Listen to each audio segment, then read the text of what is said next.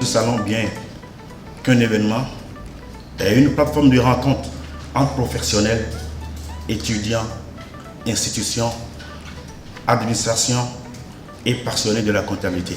Ce salon vise donc à promouvoir les métiers de la comptabilité, favoriser les échanges entre professionnels, centres de formation, étudiants et partenaires, mettre en lumière les opportunités qu'offre ce secteur dans un monde en constante mutation. Le thème retenu cette année, c'est l'expertise comptable au service de l'économie nationale, régionale ou africaine.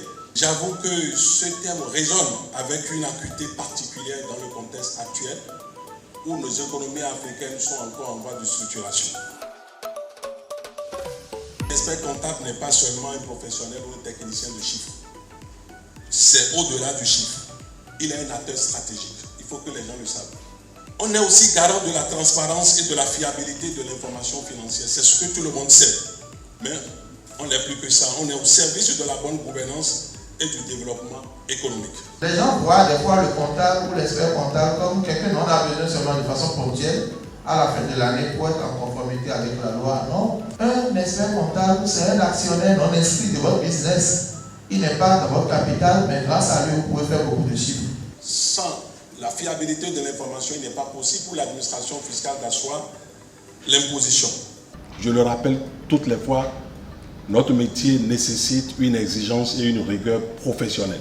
La confiance des autorités et des investisseurs demeure le socle de notre prospérité. Tant que les autorités et les investisseurs n'ont pas confiance en notre profession, il n'y aura jamais de croissance de nos cabinets.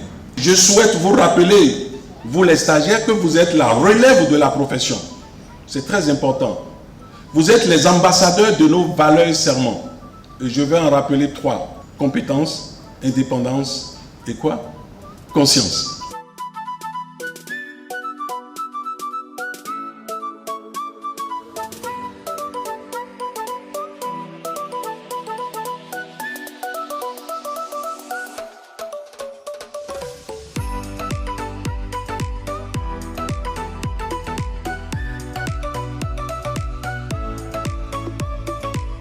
Pour que les comptes soient tenus pour une entreprise, il peut arriver que dans la tenue, on puisse constater qu'il y a une indépendance totale entre les règles comptables et les règles fiscales. On peut aussi constater qu'il y a une ressemblance totale entre les règles comptables et les règles fiscales. On constate que souvent, il y a des impôts minimums à payer. Ça suppose que même si l'entreprise n'a pas un bénéfice, l'entreprise doit payer un impôt minimum. Ce n'est pas la DGI qui décide quel impôt il faut. C'est le législateur fiscal. Les ressources de l'État permettent en quelque sorte de baisser le prix du produit en subventionnant certains produits qui sont des produits de nécessité, de première nécessité. Un foyer aussi doit déclarer son revenu. C'est une obligation puisqu'il y a les revenus des personnes physiques et ce n'est pas les personnes physiques salariées. Même les indigents doivent déclarer son revenu. Le fait que tous les membres de la famille connaissent ce que vous avez comme revenu, et ça va vous permettre de ne pas être obligé d'entendre même certaines dépenses, certains besoins. Parce que tout le monde sait qu'il y a l'argent ou il n'y a pas l'argent. Donc vous voyez que la comptabilité elle est très importante dans les cercles familiales. La comptabilité est au début de notre vie et à la fin de notre vie.